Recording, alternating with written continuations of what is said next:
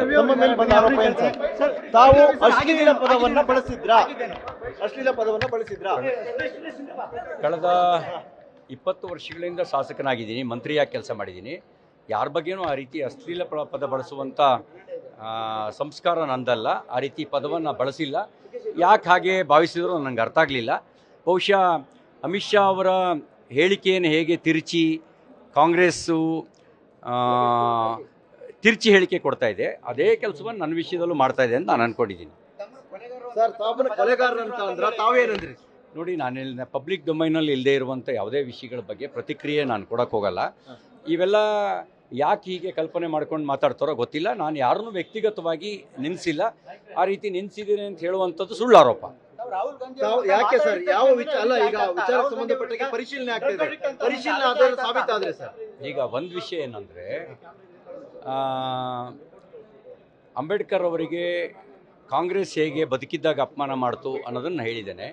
52ರ ಲೋಕಸಭಾ ಚುನಾವಣೆಯಲ್ಲಿ ಸೋಲಿಸಿದ್ದು ಕಾಂಗ್ರೆಸ್ ಪಾರ್ಟಿ, 54ರ ಉಪಚುನಾವಣೆಯಲ್ಲಿ ಸೋಲಿಸಿದ್ದು ಕಾಂಗ್ರೆಸ್ ಪಾರ್ಟಿ, 56ರಲ್ಲಿ ಡಾಕ್ಟರ್ BR ಅಂಬೇಡ್ಕರ್ ಅವರು ನಿಧನರಾದಾಗ ದೆಹಲಿನಲ್ಲಿ 6-3 ಅಡಿ ಜಾಗ ಕೊಡದೆ ಅಪಮಾನ ಮಾಡಿದ್ದು ಕಾಂಗ್ರೆಸ್ ಪಾರ್ಟಿ. ಹಾಗೆಯೇ ಅವರ ವಿಮಾನ ಸಭಾ ಸಾಗಣೆ ಮಾಡಲಿಕ್ಕೆ ವಿಮಾನಕ್ಕೂ ಕೂಡ ಬಾಡಿಗೆ ಕೊಡಬೇಕಾದಂಥ ಪರಿಸ್ಥಿತಿ ಬಂತು. ಹಣ ಇಲ್ಲದೆ ಇರುವಂಥ ಪರಿಸ್ಥಿತಿಯಲ್ಲಿ ಸಾಲ ಪಡೆದು ಹಣ ಕೊಡಬೇಕಾಯಿತು ಅನ್ನೋದನ್ನು ಹೇಳಿದ್ದಾರೆ.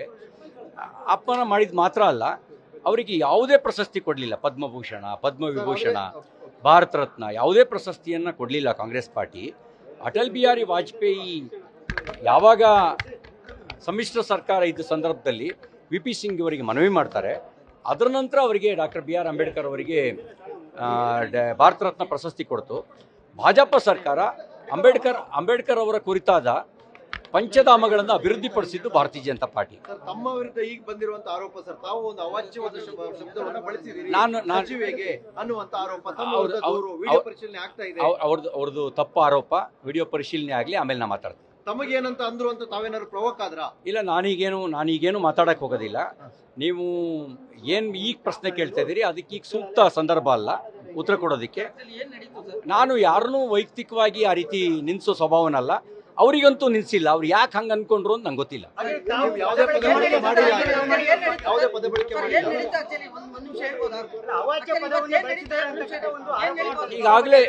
ಈಗಾಗಲೇ ಏನು ನಡೀತು ಅನ್ನೋದನ್ನ ಎಕ್ಸ್ಪ್ಲೈನ್ ಮಾಡಿದ್ದೀನಿ. ಈಗಾಗಲೇ ನೀವು ನಾನು ಹೇಳಿದ್ನಲ್ಲ, ಅಂಬೇಡ್ಕರ್ ಅವರಿಗೆ ಬದುಕಿದ್ದಾಗ ಅಪಮಾನ ಮಾಡಿದ್ದು ಕಾಂಗ್ರೆಸ್ಸು, ಸತ್ತಾಗ ಅಪಮಾನ ಮಾಡಿದ್ದು ಕಾಂಗ್ರೆಸ್ಸು. ಈಗ ಅಂಬೇಡ್ಕರ್ ಅವರ ಹೆಸರನ್ನ ಇಟ್ಕೊಂಡು ಸುಳ್ಳು ಆರೋಪ ಮಾಡುವ ಕೆಲಸವನ್ನು ಮಾಡ್ತಾ ಇದೆ. ಸತ್ತಾಗ ಅಪಮಾನ ಮಾಡಿದ್ದು ಯಾರು? ಕಾಂಗ್ರೆಸ್ಸೇ. ಹಂಗೆ ಅಂಬೇಡ್ಕರ್ ಅವರನ್ನು ಸ್ಮಾರಕವನ್ನು ಡೆವಲಪ್ ಮಾಡೋಕ್ಕೆ ಏನಾದ್ರು ಕಾಂಗ್ರೆಸ್ ಸಹಾಯ ಮಾಡಲಿಲ್ಲ. 5 ಅವರ ಪಂಚಧಾಮಗಳನ್ನು ಪಂಚತೀರ್ಥಗಳನ್ನಾಗಿ ಅಭಿವೃದ್ಧಿಪಡಿಸಿದ್ದು BJP ಸರ್ಕಾರ. ನವೆಂಬರ್ 26 ಲಾ ಡೇ ಅಂತ ಕರಿತಾ ಇದ್ರು. ಮೋದಿಯವರು ಬಂದ ಮೇಲೆ ಅದನ್ನು ನವೆಂಬರ್ 26ನೇ ತಾರೀಕನ್ನು 2015ರಿಂದ ಸಂವಿಧಾನ ಗೌರವ ದಿವಸ ಅಂತೇಳಿ ಕರೆದು ಗೌರವ ಕೊಡೋ ಕೆಲಸ ಮಾಡಿದ್ರು. ಹೀಗೆ ಕಾಂಗ್ರೆಸ್ ಹೇಗೆ ಬದುಕಿದ್ದಾಗ ಅಪಮಾನ ಮಾಡಿ ಸೋಲಿಸಿ ಸತ್ತಾಗ್ಲೂ ಅಪಮಾನ ಮಾಡಿದೆ ಅನ್ನೋದನ್ನ ಬಿಡಿಸಿಟ್ಟಿದ್ದೇನೆ. ನಾನು ಅವರಿಗಂತೂ ಏನು ಹೇಳಿಲ್ಲ. ನನಗೆ ಯಾವಾಗ ಕೆರಳಿದ್ರೋ ಏನೋ ನಂಗೆ ಗೊತ್ತಿಲ್ಲ. ನಾವೇನಂದರೆ ಊಹೆಯ ಪ್ರಶ್ನೆಗಳಿಗೆ ನಾವು ಉತ್ತರಿಸಕ್ಕೆ ಹೋಗಲ್ಲ. ಆ ರೀತಿ ಯಾವುದೇ ರೀತಿ ವ್ಯಕ್ತಿಗತವಾಗಿ ಅವ್ರ ಮೇಲೆ ಯಾವುದೇ ಅವ್ರು ಹೇಳೋ ರೀತಿಯ ಆರೋಪವನ್ನು ನಾವು ಮಾಡಿಲ್ಲ. ಸಿಂಗಲ್ ಕೊಡಲ್ಲ. ಗುಂಪಲ್ಲಿ ಹೇಳಿದ್ದನ್ನೇ ಹೇಳೋದು. 10 ಸರಿ ಹೇಳಿದ್ದೀನಿ, 11ನೇ ಸರಿ ಹೇಳ್ತೀನಿ. ನೋಡಿ ಸದನ್ ಅವರು ಹಾಗೆ ಭಾವಿಸಿದ್ದೇ ತಪ್ಪು.